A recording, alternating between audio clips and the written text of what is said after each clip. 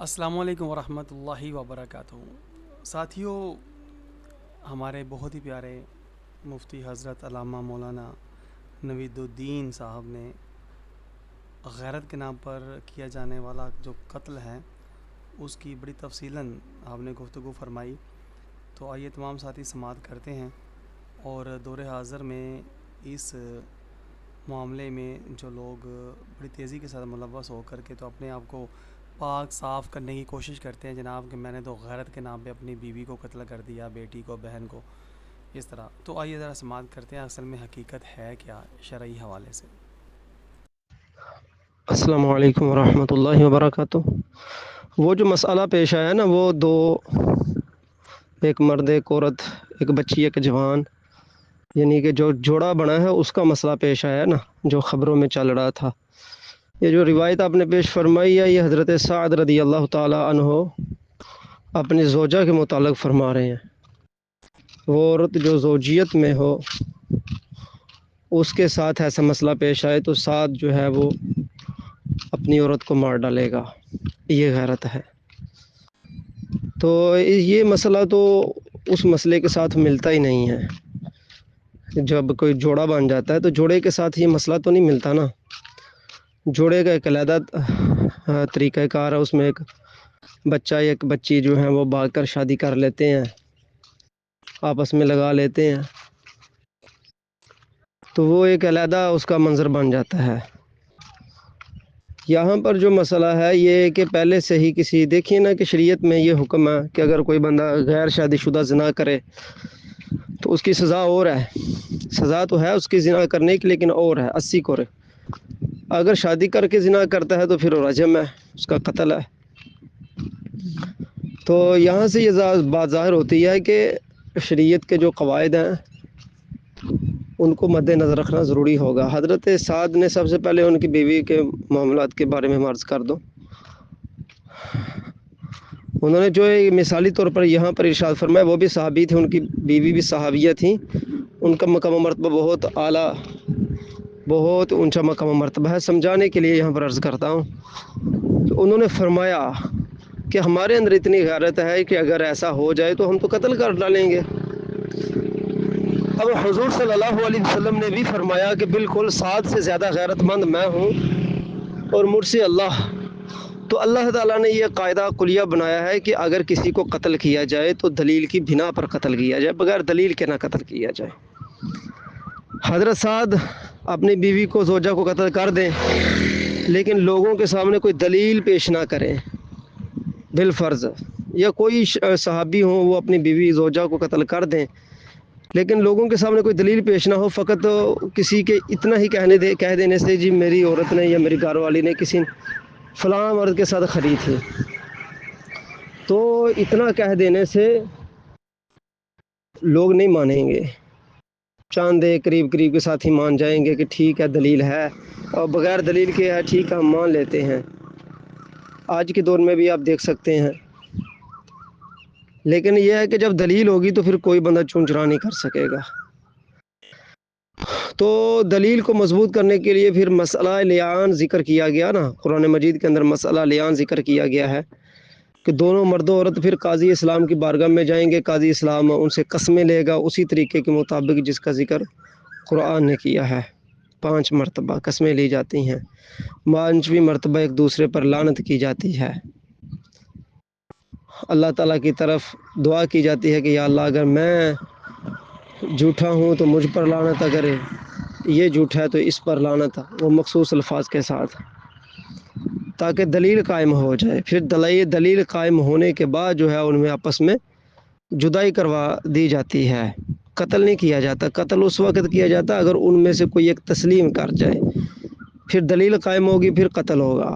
شریعت کے قواعد و ضوابط ہیں، اس میں کچھ شک نہیں کہ حضرت سعد رضی اللہ تعالیٰ عنہ کی غیرت بہت ہی اعلیٰ غیرت ہے، لیکن کیا مطلب کہ اگر اسی کو ہی قاعدہ کلیہ بنا دیا جاتا شریعت کا کہ ٹھیک ہے حضرت صاحب جو فرما رہے ہیں اسی کو قاعدہ کلیہ بنا دو کہ جو بندہ اپنی عورت کے ساتھ غیر مرد کو دیکھے تو فی الفور قتل کر ڈالے، تو پھر اس طرح ہر وہ بندہ جو اپنی بیوی سے بن نہ رکھتا ہو یا جو شبہ جس کو لگ گیا ہو تو وہ شبہات کی بنا پر یا نفرت کی بنا پر بھی قتل کر کے یہی کہنا شروع کر دیں گے کہ بھائی اس نے یہ کیا وہ کیا ایسے ایسے. جس طرح کہ آج آپ کے سامنے ایک غلط فتویٰ دیا گیا کہ جو گستاخی کرتا اس کو فی الفور قتل کر دو، وہ واجب القتل ہے، دلیل کی کوئی حاجت نہیں. تو آپ کے سامنے ہے کہ پھر کس طرح معاذ اللہ قتل ہونے شروع ہوئے. اللہ تعالیٰ معافی عطا فرمائے. تو یہ یہاں پر پھر مسئلہ لعان کا ذکر کیا گیا. غیرت اسی میں ہے کہ جو شریعت نے قواعد ضوابط بنائے ہیں ان کو مد نظر رکھ کر دلیل کی بنا پر کسی کو قتل کیا جائے. یہ مسئلہ تھا زوجین کے متعلق. اب مسئلہ آ جاتا ہے غیر شادی شدہ جوڑے کے متعلق کہ انہوں نے بھاگ کر شادی کی. سب سے پہلی بات یہ ہے کہ قرآن مجید کا ہم مطالعہ کریں تو قرآن مجید کے اندر یہ بات آئی ہے کہ اپنی خواتین کو پردے میں رکھو، ان کی بے پردگی نہ ہو، کوئی چیز ان کی غیر مردوں کے سامنے ظاہر نہ ہو. پھر دوسری جگہ پر ہمیں یہ ملتا ہے کہ اگر کوئی عورت طلاق یافتہ ہو جائے یا کوئی عورت قابل شادی شدہ ہو تو اس کو پیغام نکاح بھیجو. اب پیغام نکاح بھیجنے میں یہ ضروری نہیں ہے کہ والدہ کو بھیجنا، بندہ خود بھی پیغام نکاح بھیج سکتا ہے. صحابہ کے دور کے اندر صحابہ خود صحابیات کو جو ان کو پیغام نکاح یا بھیجتی تھے خود بھیج دیتے تھے یا بھجوا دیا کرتے تھے. ٹھیک ہے، اس کو شریعت نے عار نہیں قرار دیا. اگر کوئی بالفرض کسی عورت کے بارے میں آپ کو وہ مسلمان ہے، آپ چاہتے ہیں اسے شادی کرنا، تو آپ اسے شادی کرنا چاہتے ہیں تو آپ پیغام نکاح بھیجیں اس کو. اگر خود بھیج سکتے ہیں تو خود کا یہ طریقہ تو نہیں ہے کہ اس عورت کو جا کر آپ کہیں گے. پھر خود کا طریقہ تو یہی ہے نا کہ آپ کسی محرم کو تلاش کریں، کسی عورت کو اس کے ذریعے پیغام بھجوا دیں اس تک، یا اس کے والد صاحب سے یا اس کے کسی محرم سے ذکر کر دیں.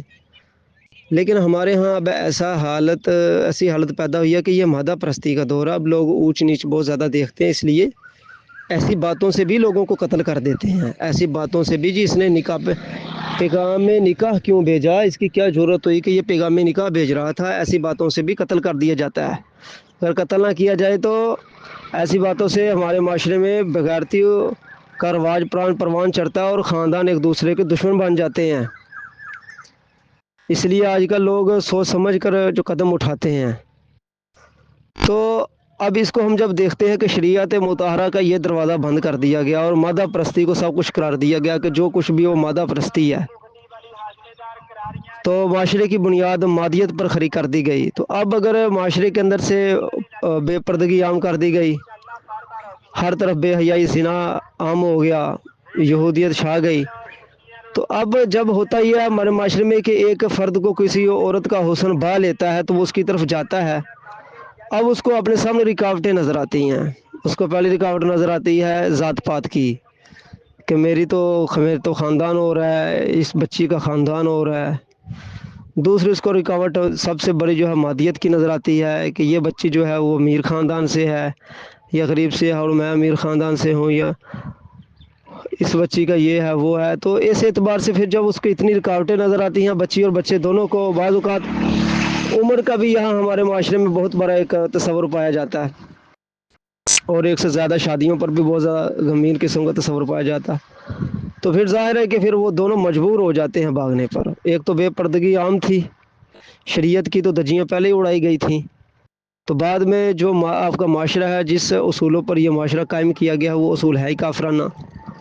تو اب کافرانہ اصولوں کی بنیاد پر ایک فرد کا جب ظاہر ہے کہ دوسری عورت پر یہ ایک لڑکی کا ایک بچے پر ذہن آ گیا تو اب ان کے پاس اور کوئی راستہ ہی نہیں ہے سوائے بھاگنے کے. ٹھیک ہے، اب جو بھاگتے ہیں تو پھر خاندان والوں کی بدنامی ہوتی ہے، تو اپنی عزت بچانے کے لیے پھر ایسا کرتے ہیں کہ جا کر مار ڈالتے ہیں، قتل کر ڈالتے ہیں. اب آپ مجھے بتائیے کہ اب اس کا حکم شریعت میں پوچھیں گے کہ کیا یہ غیرت ہے؟ یہ غیرت نہیں، یہ بے غیرتی ہے.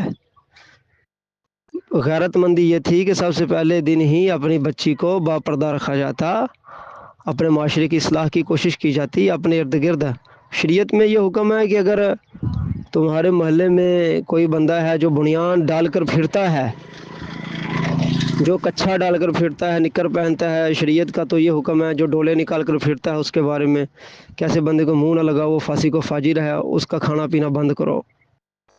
اب کون ایسے بندے کو تو سارے منہ لگاتے ہیں، شریف بندے کا کھانا پینا بند کرتے ہیں ادھر. تو تو اب بغیرت ہے نا وہ لوگ جو شریعت کے ابتدائی قوانین کو تروڑ مروڑ کر آگے رکھتے ہیں، پھر لڑکیوں کو سجا بجا کر بازاروں کی زینت، گلی محلے کی زینت بناتے ہیں، فلم ڈرامہ ان کو دکھاتے ہیں، ان کا بھی نفس منتشر ہوتا ہے، مرد کا بھی اتنی دیر تک کچھ نہیں، لڑکی گھر میں جو مرضی دیکھتی رہے، ویڈیو ٹی وی جو مرضی دیکھے، گند بلا، یوٹیوب، فیس بک، فساد بک، ٹک ٹاک پر کوئی مسئلہ مسائل نہیں، بڑی کپڑے پہنے، کبھی غیرت نہیں یاد آئی۔ صرف غیرت اس وقت یاد آتی ہے جب معاشرہ کہتا ہے کہ فلانے دی کڑی فلانے نہ نس گئی ہے، وہ تو غیرت یاد آ جاتی ہے، اس تو پہلے کسی نے کوئی غیرت نہیں یاد آتی۔ اس واسطے میں عرض کیتا سی کہ جو کچھ کر رہے نے کہ آخرت جا کے قتل کر دینا، یہ غلط ہے۔